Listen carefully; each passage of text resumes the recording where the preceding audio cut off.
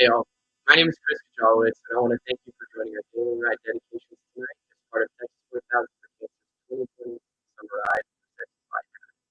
So here at Texas 4000, for every meeting, for every ride, we like to take a moment to remind ourselves why our mission by Cancer is so important by making ride dedications for ride heads, for those that we ride for, in honor or in memory of them. And we invite others to share ride dedications for those they love who have had their lives touched by cancer as well. In Texas 4000, for me and my teammates, ride dedications are a great way to center our focus around the mission for every ride, for everything we do. And it lets us know that we're not alone and that so many people's lives and the lives of their loved ones are affected by cancer, but that we have the chance to help do something good. So to begin, we're going to start off with a quick video explaining ride dedications, then we're going to get right into it.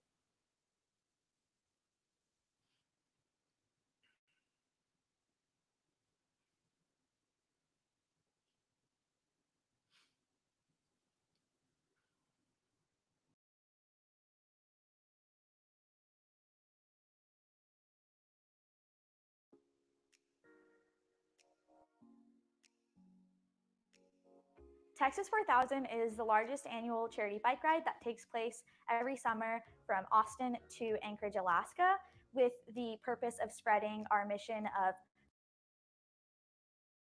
hope, knowledge, and charity in the fight against cancer.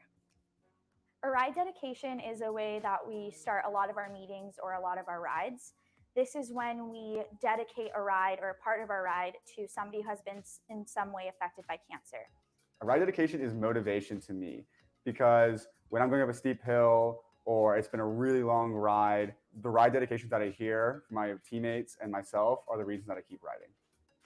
Due to the current circumstances surrounding COVID-19, it's no longer safe for us to do our typical bicycle ride from Austin, Texas to Anchorage, Alaska. So instead, we've decided to do things virtually this summer. So we will be having our cycling events virtually. We will be engaging with our community virtually. A virtual ride dedication works largely the same way as a normal ride dedication.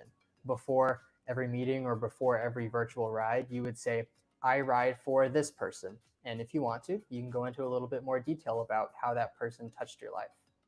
You can submit your ride dedications via 3 different platforms. You can submit a ride dedication via the Texas 4000 webpage. You can join our Facebook live stream, or you can join our Zoom calls. The virtual ride will be going on from May 29th to June 26th, and ride dads will be held before host interactions in the afternoon and at 7:30 to 8 a.m. Central Time every morning. Thank you so much for participating. Join us at texas4000.org. Together we can make a difference.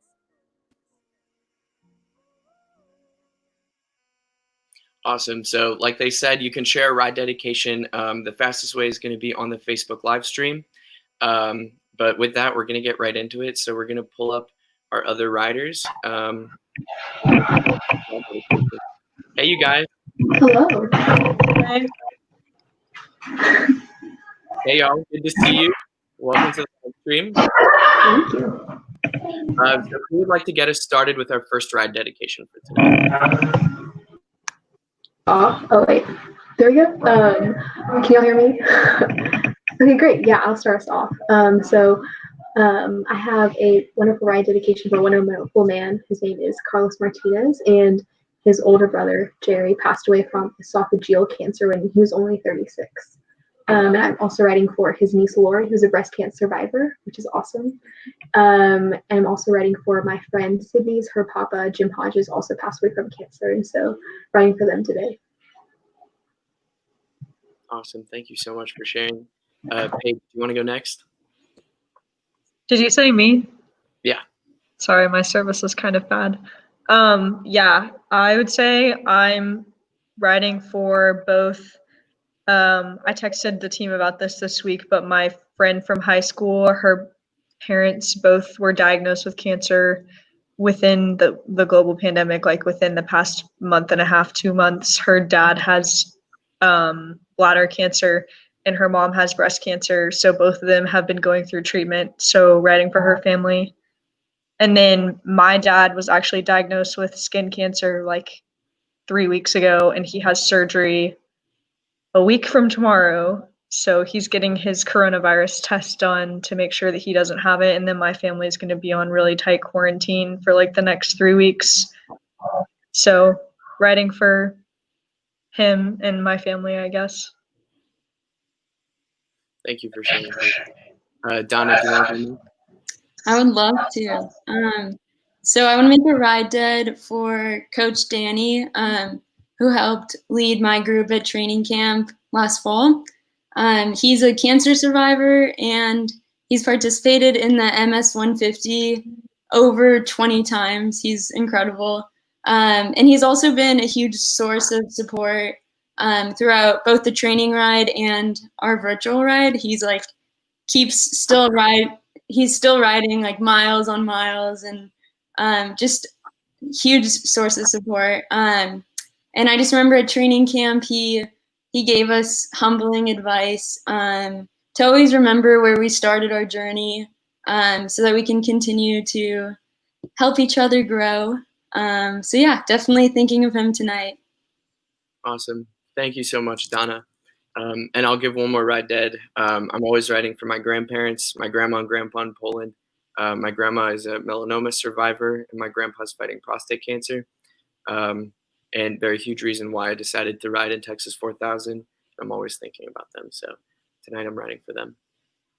And then we'd like to remind everyone, if you have ride dedications, please feel free to comment them on our Facebook live stream. We'll be popping those up as they come in. We'll be happy to give your ride dedications so that we could ride for your loved ones as well. We've got one from Sarah. She's writing for her high school friend, her high school English teacher who's diagnosed with cancer. Thanks for your ride dedication, Sarah. It means a lot. We'll be riding for her.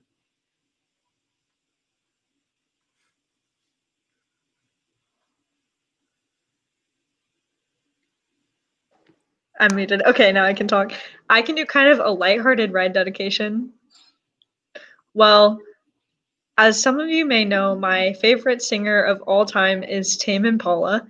And in one of his songs, that's my favorite song off his new album called Posthumous Forgiveness, it's actually about how his dad died when he was really young. If you listen to the lyrics, you'll like kind of understand, but his dad was actually diagnosed from cancer, and that's what he died from. And I forgot what kind of cancer specifically it was, but I thought that that was kind of interesting. And so writing for Kevin Parker and his family, because we love Tame Impala. That's awesome. I have another ride dedication I can give. One of my best friends from home, Catherine Sinise and Angela Sinise, they lost their Nana last year to, I think, acute myeloid leukemia, or no, melanoma, excuse me. And it was, a really devastating loss for their family. But it was recently, I think a couple weeks ago, was their Nana's birthday. So definitely thinking about the Sinise family through all of that. It's been a year without their Nana, and it's been really tough. So thinking about them.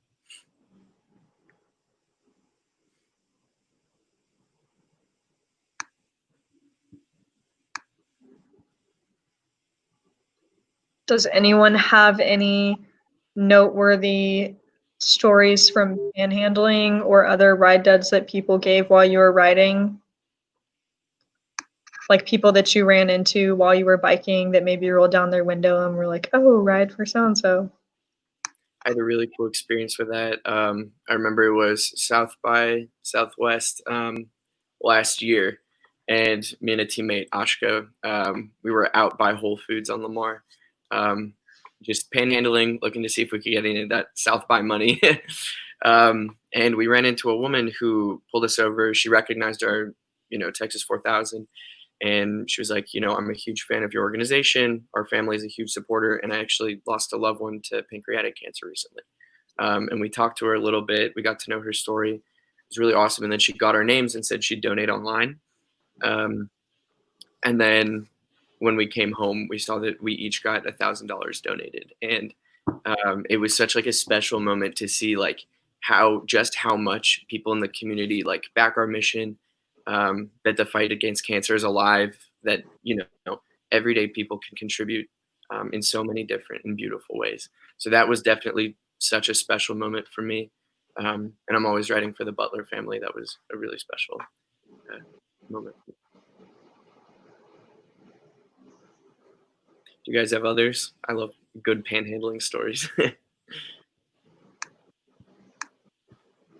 I have one. It was from last fall. There's every fall, Austin has like a studio tour, so you can go into different art studios. And I met an art therapist. She was super cool, and she told me about her story. She was diagnosed with cancer when she was a professor in California, and she took a year sabbatical. And I saw that there were a bunch of paper cranes like hung up on her wall, and her students like handmade 100, or it was like 1,000 paper cranes for her.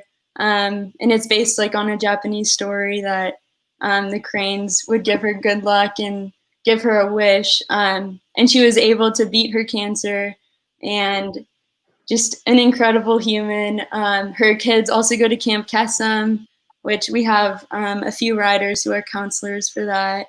And just that's been a huge source of support for her family. And yeah, just like I think meeting strangers and them opening up their heart to us is such a special thing. So it was very memorable. We got one from our teammate, Madeline. We're riding for your aunt as well. Thanks so much for the ride dedication. Thankful for our essential workers as well. Shouts to them.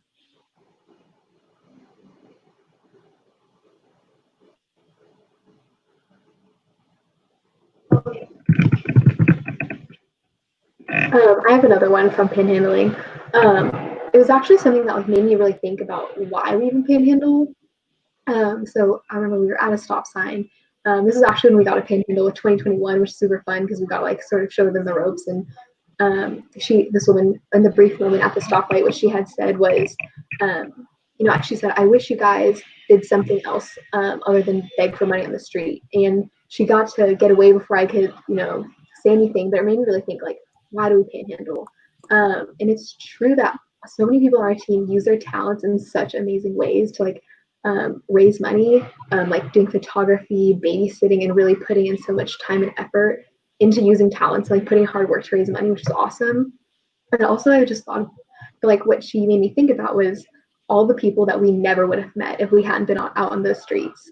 Not even to, raise money, but to just let them know like there's hope and there are people who care about their stories. I mean, I don't have it with me, but I have this notebook that I carried around in my pocket every single time we would go.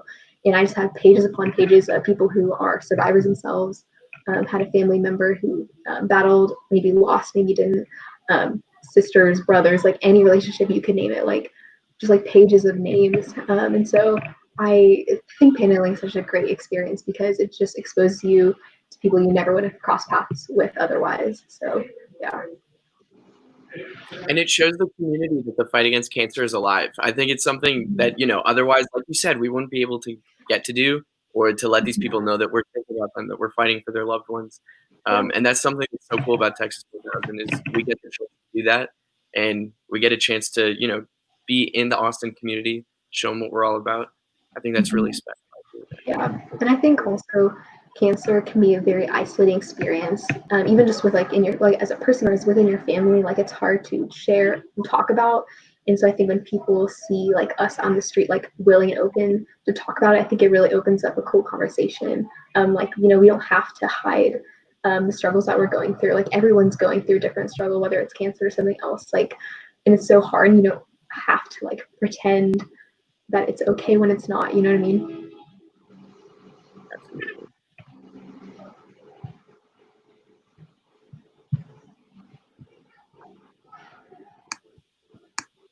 Ugly ride dedication.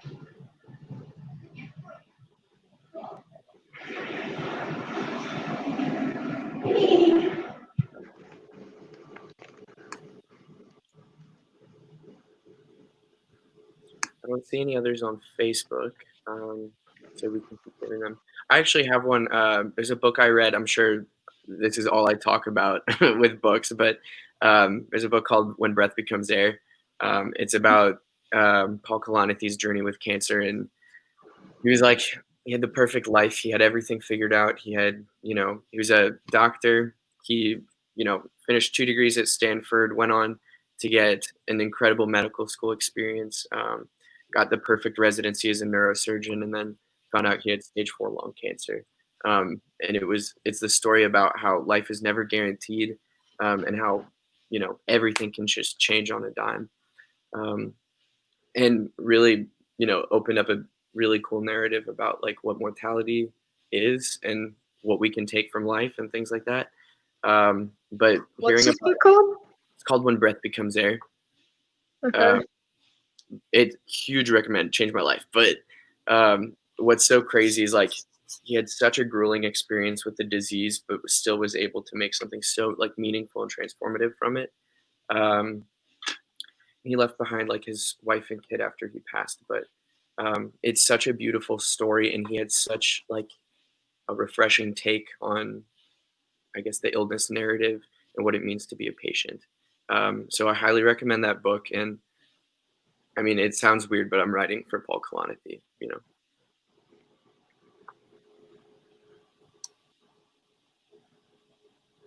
Caroline and alumna.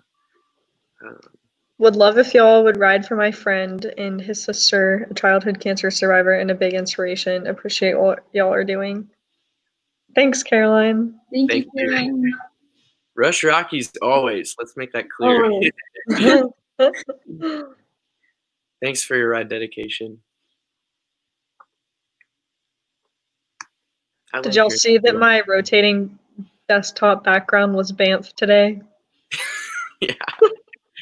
That hit me right in the heart. My favorite thing is to check every day where we would be on our ride and to see what cities we would have gone Wait, to. I've never done that. Where would we be? Today's Denver.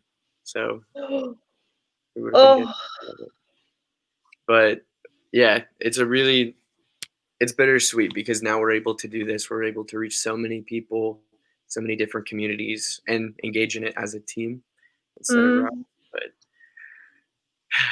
we have to see the silver linings. But I'm so glad we get to do this. yeah, it's definitely awesome that people get like an inside look of what it's like to be on the ride and like get to, Mhm. people from all across the country can see what we're doing and follow us, which is cool.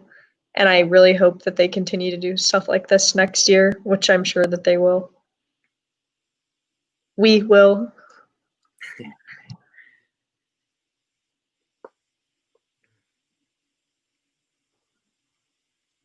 Other ride dedications. Where are all our Rockies at?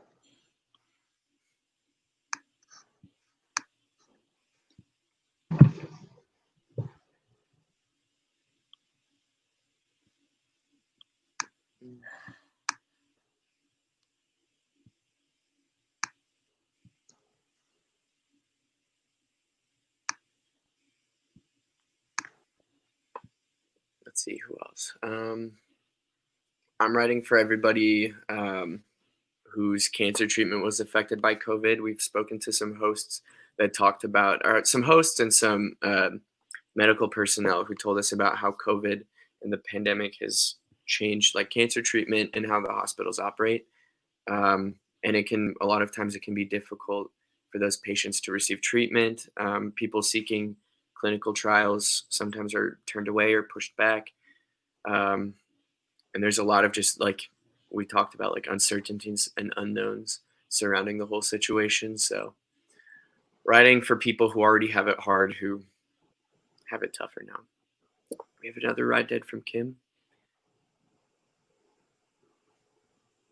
Thank you, Kim. Thanks, Kim. Appreciate the support. Got another one coming in now. We ride for your wife too. Thanks so much for your comment. For your ride dedication. Appreciate it.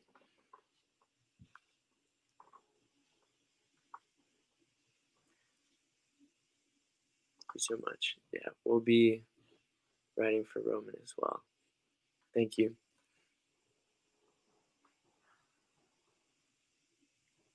Austin. Oh, We love Austin.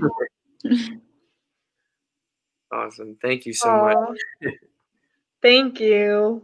See you Austin is awesome.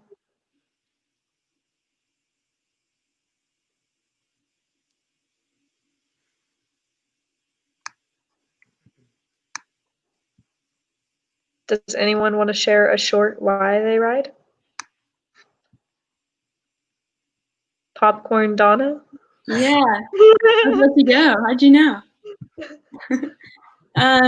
So one of my housemates from last year, he was studying abroad from Australia. His name is Avi. He's incredible. He fought tongue cancer when he was 22 and had to drop out of school. And it was just like a very harsh battle. He had to get like surgery and get like hip tissue replaced onto his tongue. It was like very brutal, but he got through it and decided he wanted to swim the English Channel and was training for it the entire time he lived in Austin. And I actually got to swim with him once. It was like such an honor. He gave me his swim cap from Australia. I still have it. But yeah, just like such a huge source of inspiration for me. And like it goes back to like life is just so precious. And I think like after that experience, he like really realized that and just wanted to challenge himself. And now he's training for an Ironman, and I'm like very involved with like the endurance sports community. And so just seeing people like that really like pushes me to never stop fighting. They don't have a choice to stop fighting. And so it really like gives me strength. He's definitely like a huge source of inspiration for me. So thinking about him today too.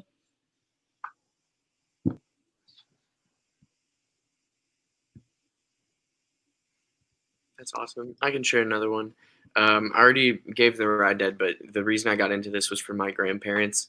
I was really struggling with finding a meaningful way to, support them and honor them through their battles with cancer because they live in Poland and, it's really difficult to get that contact. But then as I've been in the organization, my reasons for writing kind of changed. And I think I want to echo a lot of what Donna said is that life is so precious and we have such a cool opportunity to be able to use our platform and our bodies in a way that is meaningful for other people and that spreads the hope, knowledge, and charity that we're, in this fight for.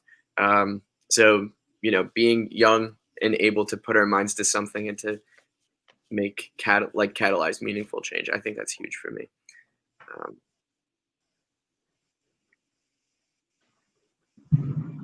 Thanks, Chris. We also have a ride dedication from Instagram.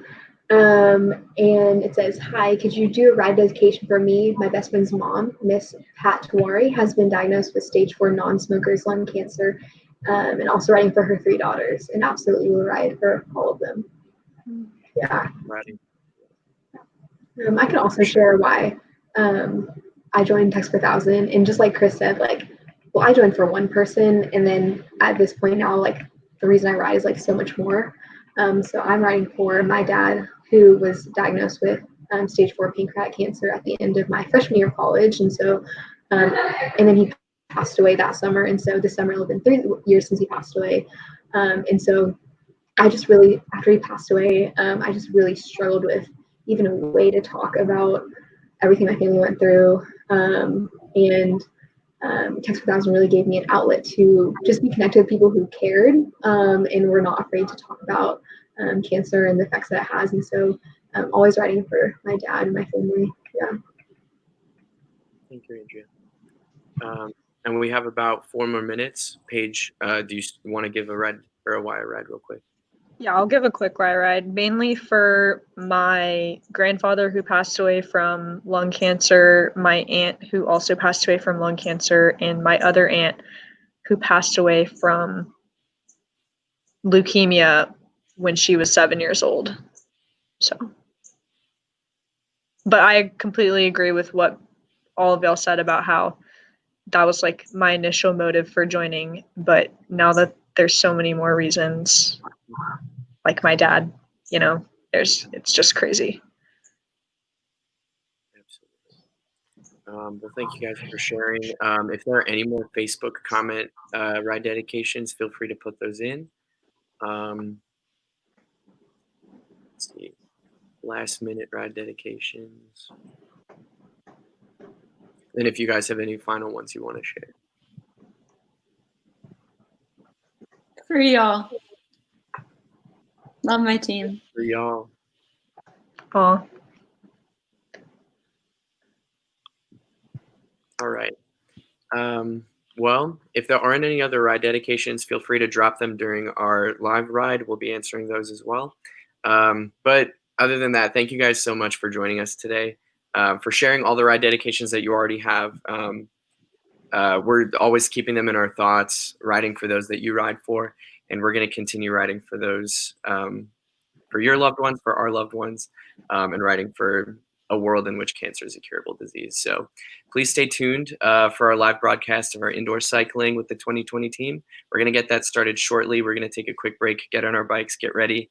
And like I said earlier, you can make a ride dedication at any time or donate to Texas 4000 to support the fight against cancer by visiting texas4000.org at any time.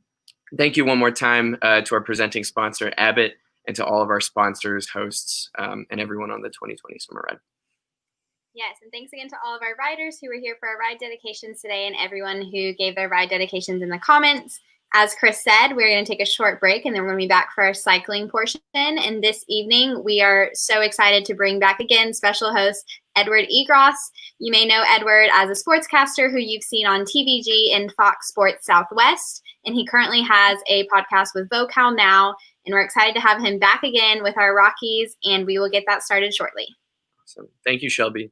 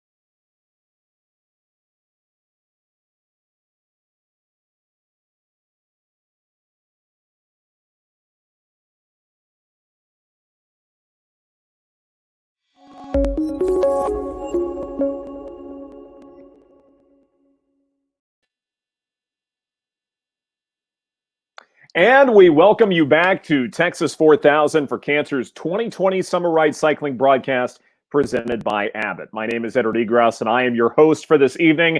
It's Thursday night. I'm here. It's become a trend around these parts. And once again, I'm so delighted to be a part of this broadcast once again, along with the riders from the Rockies route.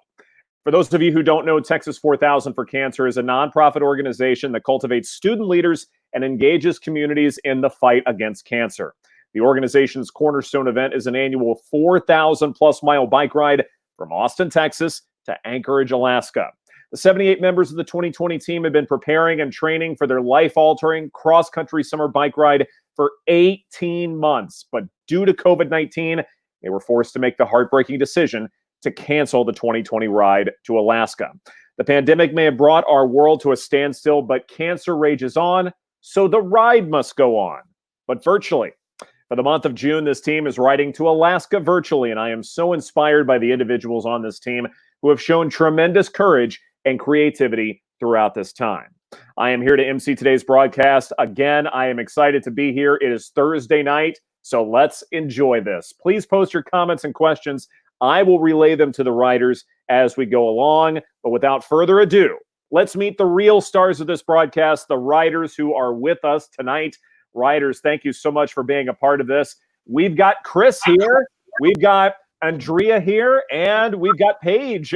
Paige, once again, coming back. And, of course, we have Dana as well. So, riders, thank you so much for being a part of this. Welcome. How's everybody doing tonight? Good. Yeah, feeling good.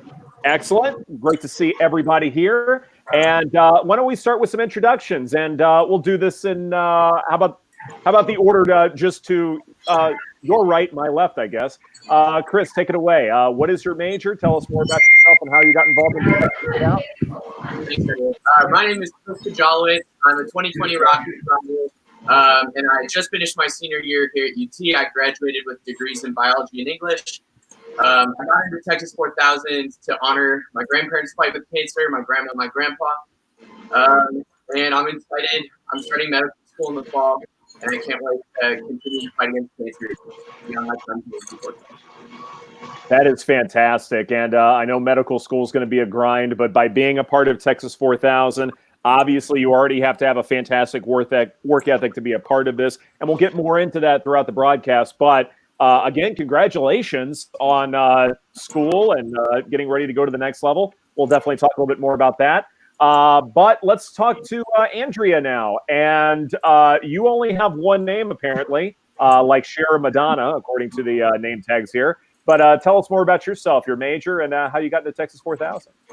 Yeah, hi everyone. So I am, just like Chris, a senior who graduated this past May with his honors degree, which I will not be putting to use actually, since I'm also going to medical school next month.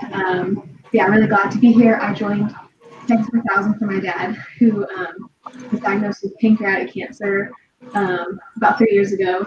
And he passed away that same summer, so I always ride for him. Fantastic. And definitely want to talk more about that throughout the broadcast. But Paige, it's your turn. Again, for those who do not know, tell us about what you majored in and how you got involved in the Texas 4000. Yeah, I'm Paige. I also am a senior. I just graduated with a degree in chemical engineering, and I originally joined Texas 4000 for my aunt who passed away from lung cancer, my grandfather who also passed away from lung cancer, and my other aunt who passed away from leukemia. Absolutely. And again, I know your entire family is very much proud of the effort that you've put into this. No doubt about it. And Leslie, let's go to Donna. Hey y'all, my name's Donna. I'm a rising senior. I study environmental science, and I originally got into Texas 4000 to honor both my grandfathers. One of them passed away from skin cancer, one of them passed away from lung cancer, as well as to honor my friend Abby, who beat tongue cancer. Very good, very good. And of course, you guys are absolutely inspirational no doubt about that. But we also have some others who are also being a part of this, your fellow teammates tonight as well, joining the Zoom experience on their bikes as well. Sharon says, "Go Rockies." Thank you so much for that. Let's take a look at who else has joined us. Everybody wave, thumbs up, something. It's great to see you guys as well be a part of the experience. Real pleasure that you're a part of this as well. And again, some riders I've seen before. So it's a nice reunion special here at the Texas 4000. So thank you so much for being a part of that. And everyone, again, please submit your questions for the riders, encouraging comments throughout the chat on Facebook. Hop on your stationary bike as well to join these riders for tonight's ride. You'll certainly be glad you did. We will answer your questions during the broadcast, show your messages of encouragement. And of course, I will get things started with some questions for the riders so everyone can learn more about the Texas 4000, you, the riders, as well. And Chris, let's go ahead and start with you. We talked a little bit about the dedication that is required to be a part of Texas 4000 in terms of the number of rides, the number of miles, the number of hours. Put it all into context for me in terms of the dedication required to be a part of this event. Yeah, so Texas 4000 is something that you end up having to make a little bit of time for. Like you said, on top of the weekly rides, the volunteering, the fundraising, and then on top of our lives as college students, it's kind of a balancing act, getting everything together and, making meaningful strides in either direction can be a little bit tricky, but I think my teammates can agree with me when I say it took a bit to get into the stride a bit, but once we did, it became a really meaningful experience and something that we're really happy to have been on. It ended up being completely possible, and it got more and more rewarding every single time we added something to our plate. Andrea, put into words the number of rides that were required to be a part of this, the number of miles. I understand time was also something where you had to complete certain stages, certain circuits within a certain period of time. Tell us more about that. Yeah, I don't even know, honestly, how many rides each one of us completed, but we would always have to have a nice early Saturday morning ride, and then I think I would ride and so, yeah, and we are all aiming to get to 2,000 miles, and I know some amazing people on our team made it way, way before the deadline. In terms of like timing, I just remember on our half-century ride, that was one of the craziest rides for me, because it was a day where everyone wanted to go the distance, 50 miles in under 5 hours, and my group had just so many struggles. We had gear shifts that weren't working. I completely skidded on the pavement at one point. There's like a little hole in my jacket from that ride. But we got up and we kept going, and I was totally fine. Of course, wearing my helmet. We were following all our proper riding procedures and everything, and so it was fine. But we made it in 5 minutes to spare, and that was such an exhilarating moment.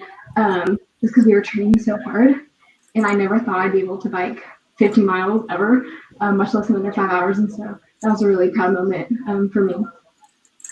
And of course, you look at those battle wounds, and now you look tough because of it, right? Absolutely. No doubt. Paige, for those who don't know, how much riding experience did you have prior to the start of being involved in Texas 4000? Yeah, I had no riding experience prior. I mean, I learned how to ride a bike when I was really young, probably.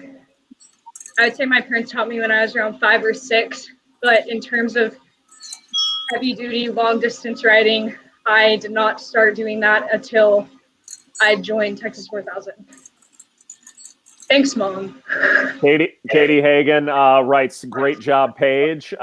We were joking last week that Paige's entire family was a part of the Facebook broadcast, and no doubt they are back for this one. Mike says, "Thank you, T4K team, for continuing the mission. Proud of all y'all." I certainly echo those sentiments. Again, like we talked about, the dedication required to be a part of this, truly inspirational for anybody and everybody who even knows anything about the Texas 4000. And, Don, I'd love to ask you, as far as your effort as a part of this, is there any one thing as a part of this Texas 4000 process in terms of getting there, being a part of the experience, that you even surprised yourself by in terms of something you felt like you weren't able to do and now you can do? Yeah, I think definitely with the bike mechanics, I didn't know much about it going into Texas 4000, but I am equipment and gears here for Rockies, so I learned a lot about how the bike works and what to do if something goes wrong. And it was just like a really empowering experience to be able to take care of my own bike. No, you become resourceful, as it were. And did you ever have to deal with like a flat or anything like that in terms of any setbacks on a ride? Yeah, for sure. There's like always surprises. You got to be ready for anything. No doubt about it. And of course, you have to be prepared and not be too jarring. But I know, Chris, one of the cool things about Texas 4000 is that you guys do pretty much everything as a team. And so if somebody is struggling a little bit or if somebody has a flat, then the team really does rally together to make sure that things are taken care of. Could you talk more about that? Yeah, absolutely. So Texas 4000 is a no rider left behind team. We make sure that everybody is accommodated and accounted for throughout our entire training process, which means that we don't leave people behind on rides. Like you said, for things like flats, for drop chains, we rally together as a ride group, make sure everybody has their needs taken care of, and we bike together as a team. We have a saying we like to start our rides with, is that we're going to finish together or not at all. And I think that's something that's been really important for me throughout the training year. I also had no cycling experience coming into this, and the training could be grueling at times, but knowing that I had my teammates' support throughout the whole thing was really special. Got me through some tough times. No doubt about it. Andrea, tell me about this team's camaraderie, because I know when the pandemic hit and you guys decided that you could not do this bike ride in actuality, in reality, and this had to be a virtual ride. I know that was a major setback on the one hand, but on the other hand, because this team is so close, that you guys were able to sort of inspire each other and make sure that this could still get off the ground, right? Yeah. Mm-hmm. Absolutely. So before we knew that we weren't able to go on the ride, I think our team was like really close because of all the experiences that we've had together, such as like waking up, going to bed super early on a Friday night to get up super early on a Saturday morning, to helping each other with thoughts. Like we have just been able to trust each other so much. And so when the crisis did happen, it was really sweet to get to see each other really step up and make all sorts of contingency plans, figure out ways that we could make it work. Because just like the people that we're riding for are, people who have cancer, like they don't get the choice to just stop and give up, or they just have to keep going. And so we decided as a team, like that's what we were going to do too. And this was really, really sweet. I'm so proud of my teammates for all their hard work and hours upon hours that they have put in to really do what we're doing right now. So I'm really proud. Fareed says, "Go Rockies" on the Facebook feed. Thank you so much for that. Paige, one of the things that I have very much appreciated and been inspired by, being a part of these broadcasts, is how Texas 4000 has really attracted a lot of different riders from a lot of different walks of life.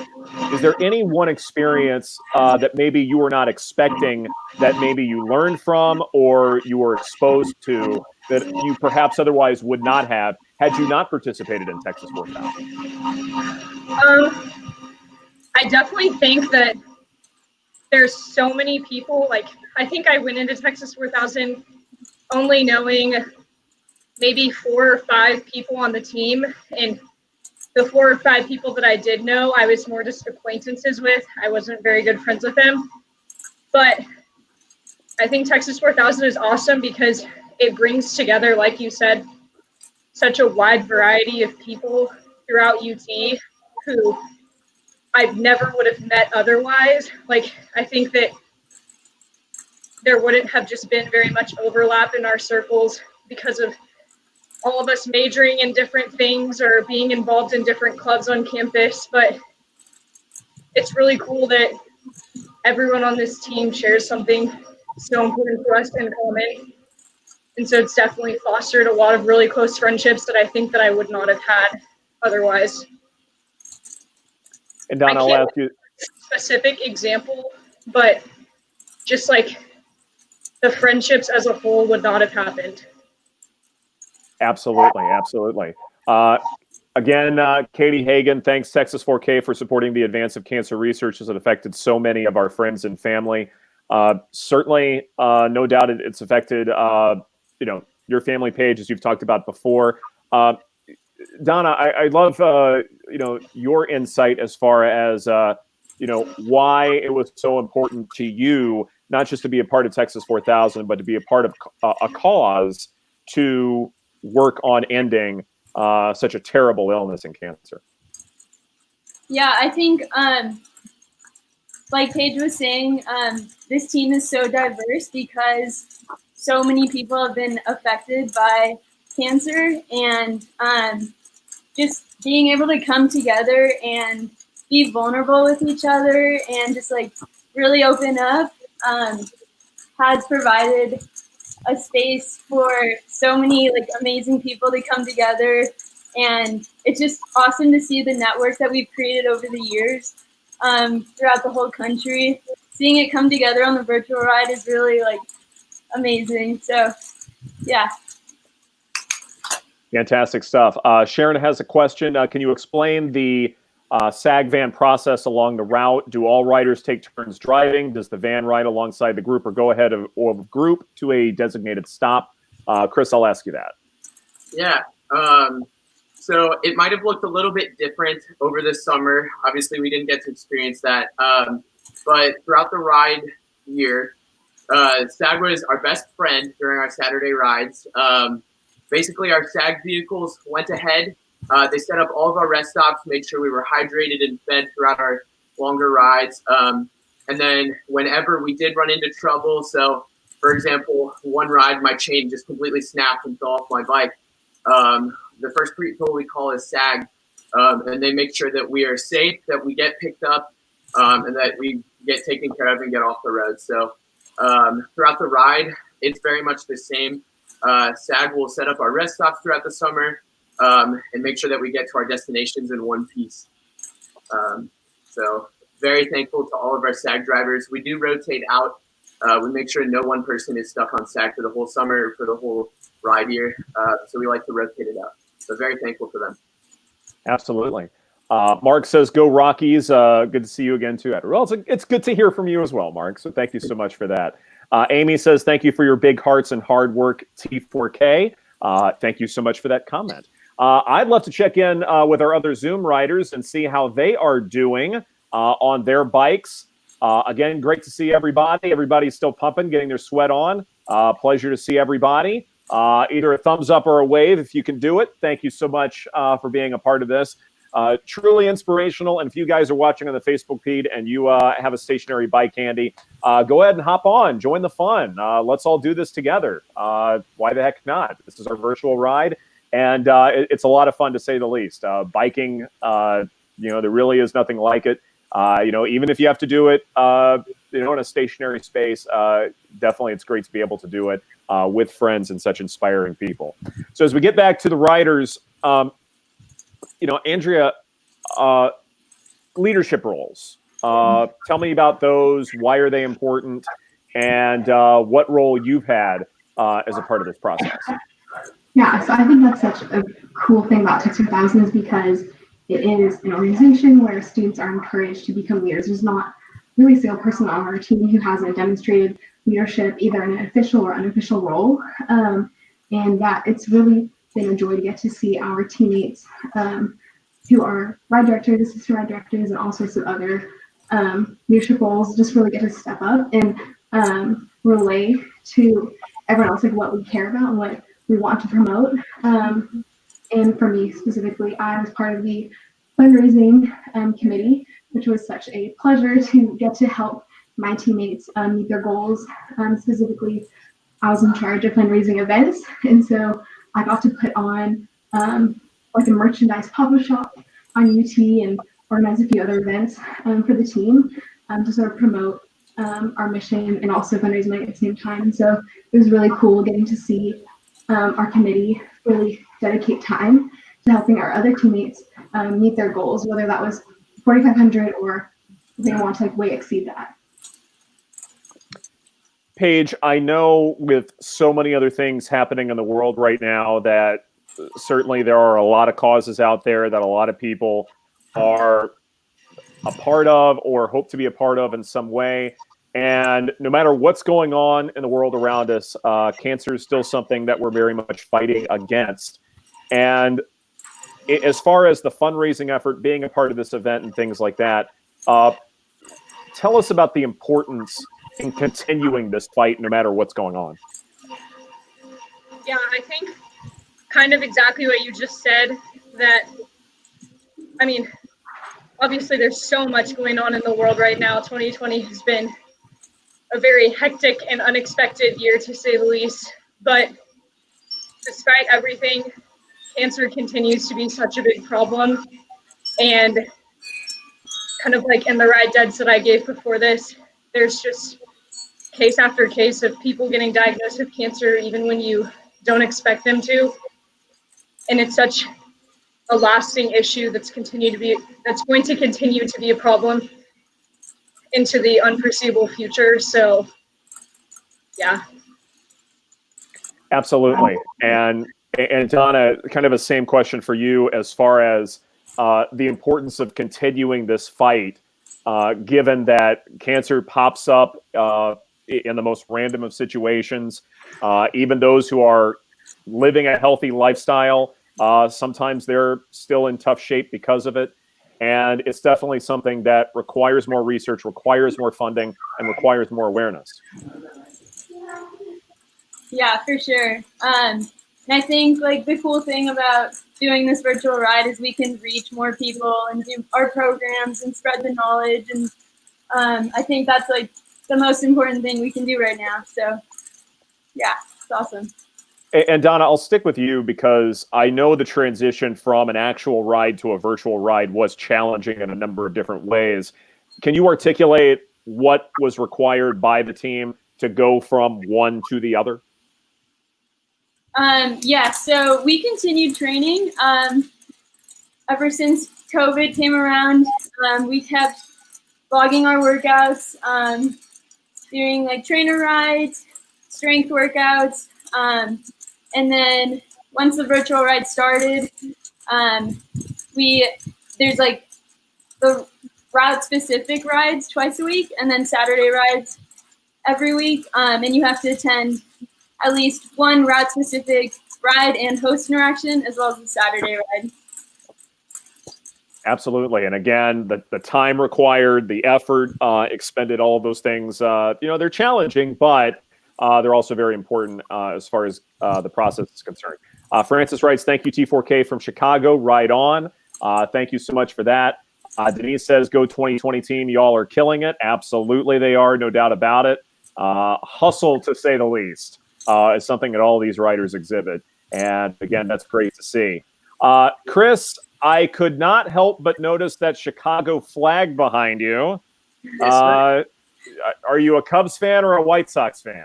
Cubs all the way. I'm going to catch some flack for that, but I've been a Cubs fan through and through my whole life. Hey, there's nothing wrong with Wrigleyville. I can't say a bad thing about Wrigley Field, Wrigleyville. A thumbs down by Paige. Oh, wow. Good thing this is a virtual ride and you can't push each other over. Yeah. White Sox, I assume, or Cardinals? What's the story? Cardinals. The Cardinals, okay. Is it sad that I have the Reds winning the division if we have baseball this year?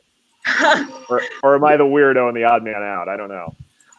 Where can I get the best deep dish pizza, Chris? Giordano's 100%. I don't think there's any contest there. Chris, I've Really? been there. There's people who are going to say Illuminatis. I have to say you're wrong. I was going to say Illuminatis.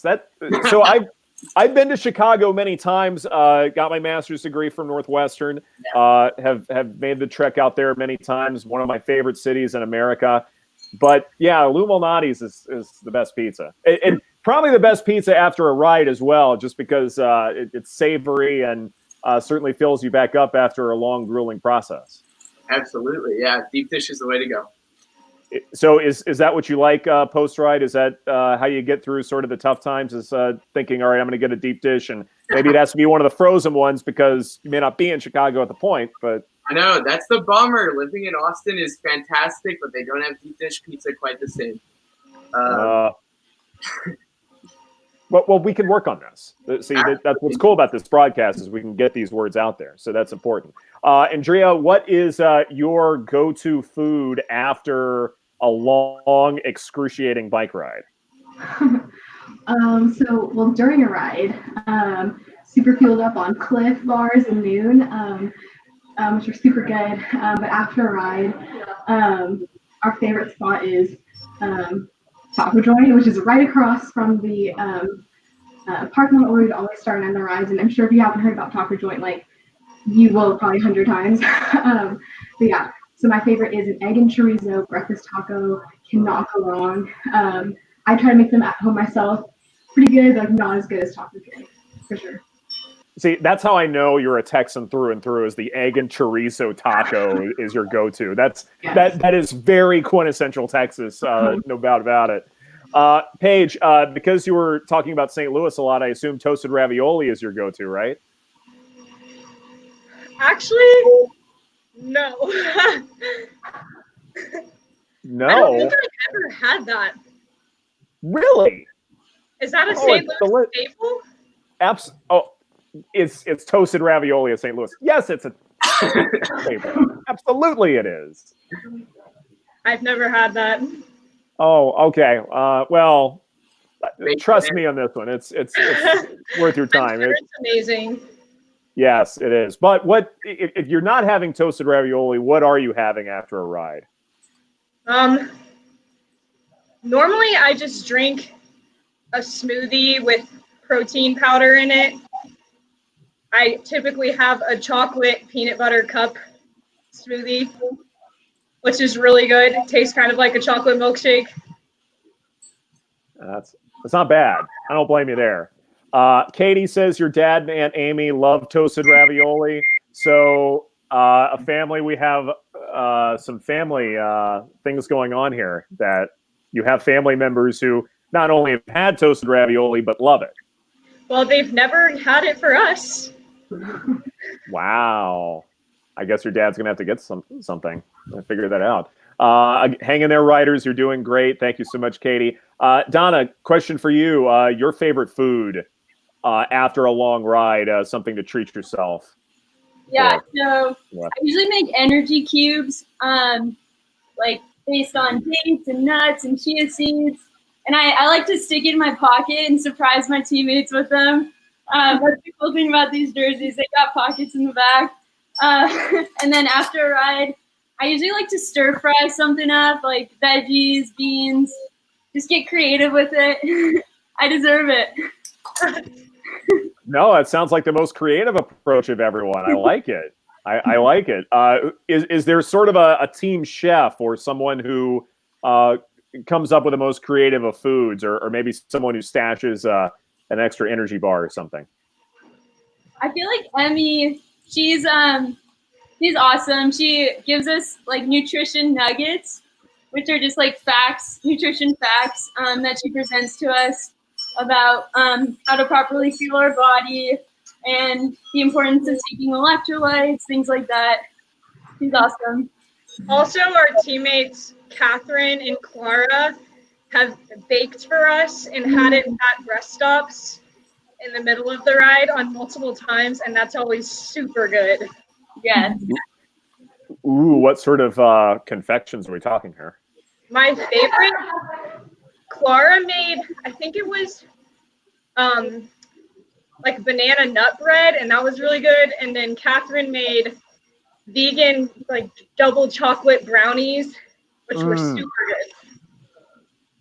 You're making me hungry now. Thank you. I appreciate that. Hey, let's check in with our Zoom writers real fast. They may be hungry as well after hearing this conversation. Great to see everyone on the bike still. Real pleasure to see everyone. The grind continues, and it's great to see everyone there as part of the experience as well. As we get back to the writers here, Chris, question for you as far as some of the operations that you work with and in essence work for, I suppose. What are some of the cancer research and support service organizations that Texas 4000 supports? Yeah. So one of the most interesting things is we as T4K riders can see like immediate changes with how our funding helps the cancer community and how it shapes the scope of cancer research. One of the coolest stories is that Texas 4000 actually provided the seed grant for Dr. Olivia Eberlin's lab right here at UT that created something called the mass spectrometry pen, which is essentially a little tool that a surgeon can use during an operation. And it'll tell you, you can just point it to the skin, and it'll tell you whether or not it's cancerous. And this has changed the way that surgeons and oncologists can do surgery because you can immediately discern between healthy and cancerous tissue, which makes it a lot safer for the patient and a lot more efficient for the surgeon. And it's, you know, the work has completely transformed the field. She won the MacArthur Genius Grant for her work, and it's quickly being implemented into surgical practice. So I think, don't quote me on that, but it's really crazy the things that we can do with our funding in Texas 4000. So many, you know, and it's beyond cancer research as well. It's cancer support services, people all over the country who need our help. We're able to, you know, meet them where we are and grant out. So it's been a really special experience for us, and seeing the ways that it changes just, you know, right before our eyes. It's really, really rewarding. Absolutely, because I know sometimes when we're a part of you know, those special efforts that we may not always know exactly what the products are as far as what we're working for, but to see something like that truly is inspirational. Andrea, when you hear stories like this, when you see the good work that is done because of the effort within Texas 4000, what does that do for you on the inside? Absolutely. It just really helps like push me to like raise that much more, pedal that much harder, because I know that like those donations are really being put to good places. It's really cool that we as riders get a say in where that money goes and go to specific foundations that we are extra passionate about. And so for me, being a part of the fundraising committee, you know, our goal when we first started out was to be a $1 million team, because I think there's not a single person on our team who isn't passionate about the places that we're getting to grant out to. And so even if that doesn't happen, you know, I'm super proud of the efforts that like every single person's put forward to like help us reach that goal. Paige, for those parts of the rides that may be especially difficult, I know we talked about this where when you're on a stationary bike, you don't have those opportunities to rest or coast. You basically have to pump through the entire time. What gets you through the tough times when you can start to really feel it? Honestly, people's stories will just pop into my head, or random people's names. Especially, I think doing ride dedications at the beginning of our rides is one of the best things that we do as an organization, because it just gives you things to consciously be thinking about when the ride gets hard. So, for example, like if I started really struggling during this ride, I might think back to the ride dead that Donna gave about her friend who had tongue cancer, and then all of his battle and how he wants to go swim the English Channel and things like that. And it just really inspires you to have endurance and push through what you're going through, because in reality, like the hour of pain and discomfort that I feel right now is nothing compared to months of battling cancer, which is why we joined this organization. Donna, I would love to hear that story from you as far as what your friend endured and how you have been inspired to be a part of Texas 4000 in part because of this. Yeah, for sure. So my friend Abby, he studied abroad last year from Australia. He lived at the same co-op as me. And when he was 22, he battled tongue cancer and had to drop out of school for a bit to fight it. And he ended up recovering. He had to do surgery and radiation. And once he recovered, he had a goal in mind to swim the English Channel. And so he'd been training for like a year and a half. He would hit the pool for like 3 hours at Gregory Gym, which is our gym at UT. And just was a huge source of inspiration for me throughout my whole T4K journey. I think after battling cancer, he just realized how precious life is, and just kept fighting and pushing himself, and yeah, just amazing guy. That's a wonderful story, and I would love to meet a guy like that, no doubt. Just to see what he, not just to hear his story, but also to see, you know, the dedication and the work ethic that he has to have to be able to overcome multiple challenges. One, obviously, he set out for himself, but some that unfortunately he had to endure through no fault of his own.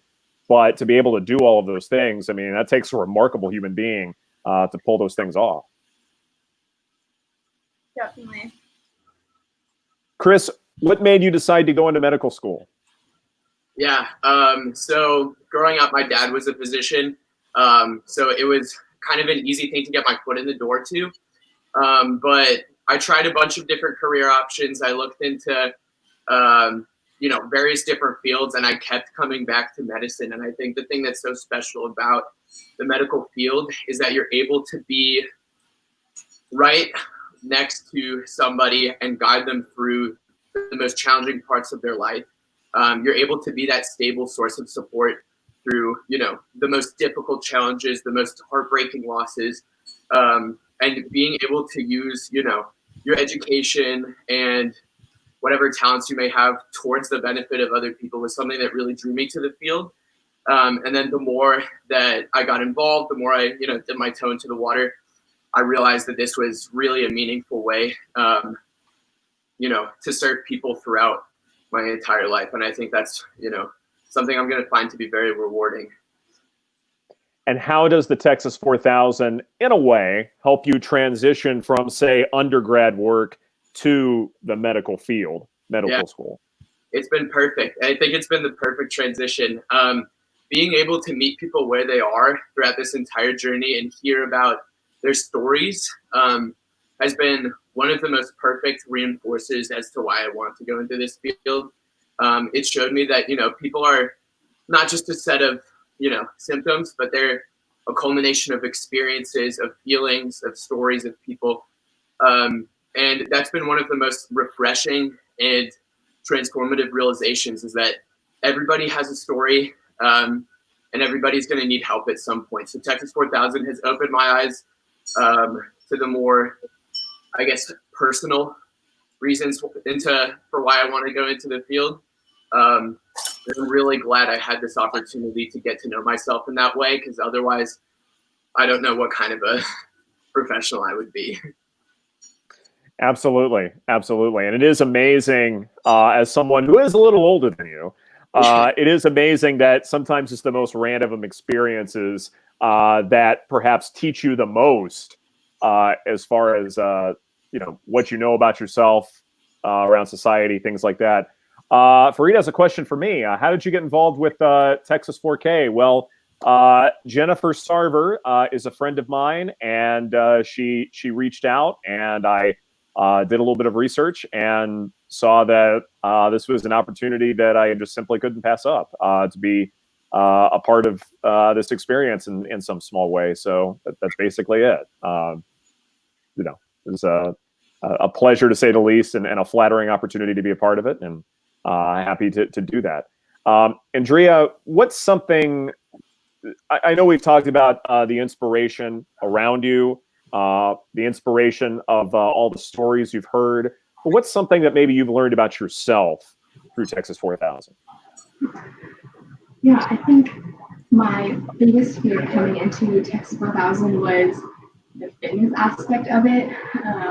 Also, before joining, I could not even run a mile without stopping, and so I was really nervous joining a group of people who, although passionate about fighting cancer, were also probably like way fitter than I was, and but I've always felt like super part of the team, and was really just like my teammates helped me reach those goals, and just helped me really push past the mental block that biking 80 miles requires, or pushing past the mental block of waking up super early in the morning after only getting a few hours of sleep. And so really just finding that inner strength to get up and pedal when you don't want to pedal.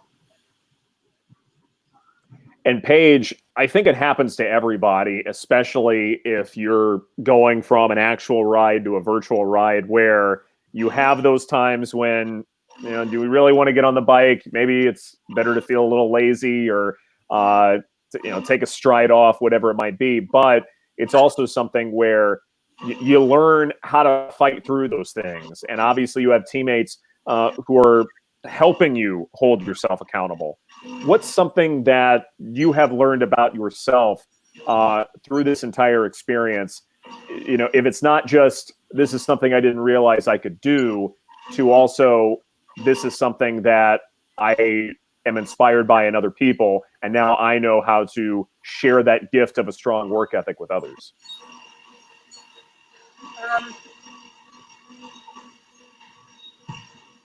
I would say it's been really inspiring for me to see how leadership in particular has taken on such a huge task of leading this team. Like the commitment of being an RD, which is our ride director, and they're the ones that are in charge of each of our 3 routes. So there's 3 total. That's like having, it's about I could be wrong, but I would say like 30-hour commitment per week, including all of the stuff we do as riders, plus their responsibilities for leadership meetings and calls with staff, and having to meet up with individual riders one-on-one. So that has really inspired me, because all 3 of our RDs are also in tough majors. Like, it's not like, well, I think all majors are hard in their different ways, but they definitely carry the burden of school along with their work with Texas 4000, and we're involved in other organizations outside of T4K, like Philip is Sierra RD. He's a big Camp Kesem guy, which Donna was talking about earlier, but he's a camp counselor for that. And so I just think that it's really awesome how they were so available to us, and it kind of put things into perspective of like, it just was really inspiring to see how they really prioritized our team, and it made me want to be at every single thing that I needed to be at, just because I knew that my RDs were doing so much more than I was. And so therefore I could uphold the commitment that I made. So I think that would probably be mine. Absolutely. Absolutely. Donna, what has been your favorite bike ride throughout this entire training process? Ooh, that's a tough question. I love all my bike rides. I would say Lime Creek. It's just a beautiful view. You get to see Lake Travis, and there's lots of like hills and turns. It's like kind of technical, so you feel like you're on a race course. Yeah, just like, it's so fun to do it with a group and to stay together, like as a unit, and just like work on sticking together and calling out like potholes and rocks, and just like looking out for the safety of your group. It's so fun to be like part of a team like that. And so yeah, Lime Creek was like an example of when we had a really good pace line and it worked out really well. Chris, any memorable rides that pop up as far as things to share? Yeah, my favorite ride of the whole training year was Buc-ee's. So if you guys live in Texas, you know there's a Buc-ee's between Austin and Houston, about 40 miles away, I think in Bastrop. And it was our task one Saturday morning to bike to the Buc-ee's and then back to Austin. And it was kind of tricky. It was cold. It was rainy. My group had, a flat tire. It took 45 minutes to fix. But it was the most special ride I think I've ever been a part of. Our teammate Rachel was recovering from an injury, and it was her first ride back. And to be able to see her, absolutely champion an 80-mile ride, and then, completely successfully, and then come back into the parking lot. All of our teammates cheered her on as we rode back into the parking lot. It was just such a special moment for me, and it reinforced the fact that we have such a powerful community here in Texas 4000, and we're always going to be here for each other. So shout out to that ride group: Justin, Austin, Rachel, me, and Nick here. So very, very cool. Very, very nice. Katie says, ask Paige about her thoughts on the ride on Spicewood Springs. Well, I will absolutely ask Paige about her thoughts on the ride on Spicewood Springs. Yeah, that's a road. My family is from Austin, so that's a road that's right by my house that we've driven down a lot of times. And I was really anxious to bike on this road because it is super windy and lots of really tight turns. But not only that, I, as a driver, get so frustrated when people bike on this road because it's about 3 to 4 miles long, and you basically can't pass a biker. It's a 2-lane road, so 1 lane going each way, and it's so windy that you really can't take the lane on the other side because you risk running straight into another car. So if you get stuck behind a biker at the beginning of the 4-mile stretch, you're really stuck behind them until they make it all the way through. So I was kind of anxious about it because I felt bad that I was becoming what I got the most frustrated about. But it ended up going pretty well because we were biking pretty early in the morning on a Saturday. So it wasn't a weekday when everyone was trying to get to work. And my group at least didn't have any cars backed up behind us. And if we ever did, then we would pull off to the side into the gravel and actually have to stop because of course there's no sidewalk or curb or anything, but it went better than expected. Well, that's good. And you learned a valuable life lesson in the process. And isn't that what counts at the end of the day? Yes. Andrea, what is a memorable ride or trail that you care to share, or maybe even something that you would recommend to those who are either just starting out on bike riding, or maybe an extra challenge for someone who wants to find one? I think, well, I know exactly what my favorite ride is. It's 40 miles. It's to Round Rock Donuts and back. And it is just such a joy to be you're biking and you're tired, and just knowing there's a Round Rock Donut waiting for you halfway really gets you through. I got to bike that route several times on Thursdays. There would be several of us who were available on Thursday afternoons. It was just super fun to get to meet up with my teammates on Thursday afternoon, just go together and have it sort of be a ritual. Also shout out to Colin, who was always our ride lead for that ride because he is such a great ride lead. He just very thoughtful when it comes looking ahead, but he will look ahead and look backwards at the same time. It's crazy. And so that's one of my favorite routes forever because of those people that I got to ride it with so many times last year. Donna, if you were a contestant on Iron Chef and I gave you Round Rock Donuts, could you make a stir fry out of it? Yes, I would find a way. Really? that's a creative mind I wish I had. I am nowhere near that kind of a chef to come up with something like that. And obviously I've been taught about the glories of Round Rock Donuts, which I have yet to have. But Donna, what's something too about this Texas 4000 experience that you've learned about yourself that maybe you didn't realize you knew about yourself, or some sort of bit of wisdom that you can impart to others? Yeah, I think through this experience, I've realized the importance of becoming a compassionate listener. And it's like being available for my teammates and hearing their stories. Like, it's not just about me. I'm doing it for everyone else on my team as well. And so, yeah, just being like open to hearing about other people, like their struggles and their successes. That's terrific. Let's go in and check in on our Zoom riders one more time on their bikes as they show off their skills to the group. Thank you so much for being a part of this experience with us. Some fantastic riders, to say the least. And certainly these rides are grueling, no doubt about it. So the fact that you guys are still going strong is truly inspirational. And I know the riders very much appreciate that. So thank you so much for being a part of that.